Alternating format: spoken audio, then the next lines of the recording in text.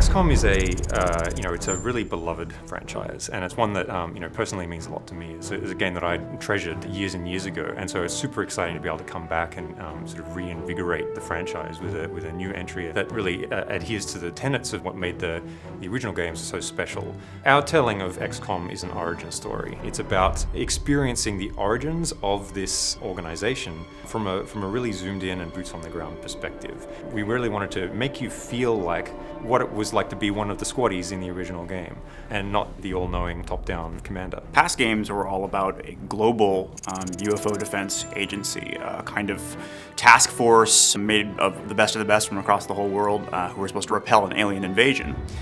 In XCOM, our game, which is its own kind of new origin story that follows its own timeline, XCOM begins as a United States federal task force built out of intelligence officers from the CIA and DIA. Their job is to repel an invasion from within the country. They're being infiltrated and they know it. We've taken a lot of the mythos that had been previously established and sort of reimagined it or re-engineered it, like sort of the very small, humble roots of the organization before it became this globe-spanning, globally funded anti-alien defense force. We wanted the aliens in XCOM to be unique and be compelling and surprising. Portray them not as your archetypical nasty, snarling monster alien, but by sort of looking to a very technology-based aesthetic. One of their primary goals in being here is actually to terraform our world, to transform it into something that's for them.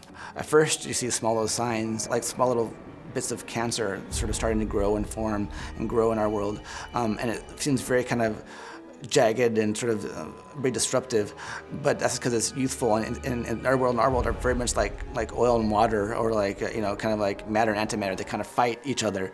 But eventually what you see throughout the game is eventually their world kind of wins and starts to grow and become more this cubic, perfect kind of pristine version of their own home world. But a lot of the places that you're going to go are kind of half and half. They're what was a pristine and vibrant American community, which has now been, or is in the process of being actively terraformed by alien technology.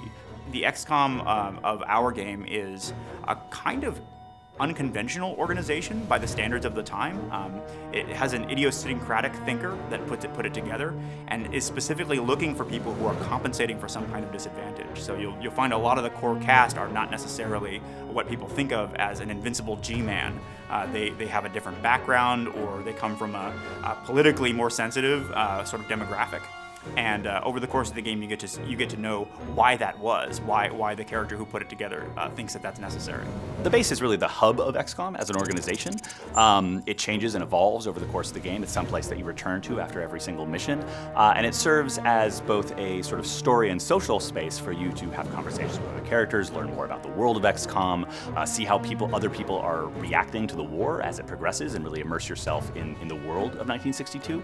But it's also your main hub for gameplay. You will obviously manage and recruit agents. Agents are your extensions of your willpower out in the battlefield, your buddies that you use to combat the alien threat. You'll be upgrading their powers, leveling them up. It's very sort of RPG-esque. The research area, for example, is where the scientific staff live. You're able to engage in the research economy through spending Illyrium on various designs. Most of them are based on captured alien technology, and so Dr. Weir helps you understand what the sort of strengths and weaknesses of each of those tools are, and you get to be the one who decides which ones you want to take. Or the map room run by Angela, where you can survey all of the different emergencies that are currently taking place in the US where XCOM might be dispatched. When you go and use the map, it'll be populated with a variety of opportunities, which are the missions that you can go on. Imagine it like an RPG world map, where quests, come and go. There's primary quests and secondary quests. There are backbone missions that drive the plot forward, and there are dozens of other kind of strategic opportunities that pop up. And if you take one, you may lose the other. The country itself will start to change over. You'll see where the outsiders have encroached across the map of America, where you've lost territory, where it's been fighting back. So it has a very sort of dynamic feel of the ebb and flow of the front lines. The primary impact of choosing one mission over another is economical, meaning it affects the core player growth curve. You can decide to invest in this piece of research and not that, or this agent power and this agent upgrade, and let another one atrophy. As a result, individual players can kind of customize the sort of array of options they've got in the field based on those choices, the choices inside the base. There's also like little mini quests in the base. There's sort of like side quests that go on. So you'll interact with the different characters, learn more about their stories. The central characters of the game, you can go and talk to them, and you'll have dialogue options, and you'll be able to basically mine out as much of the story as you want by engaging in these conversations. XCOM is a story about some real people, some people with flaws and conflicts, and they're thrown into this situation against essentially overwhelming enemy that it's difficult to tell if they can even be defeated. And only by assembling the brightest minds, the smartest people that the world has to offer, are you even going to have a hope of defeating this enemy.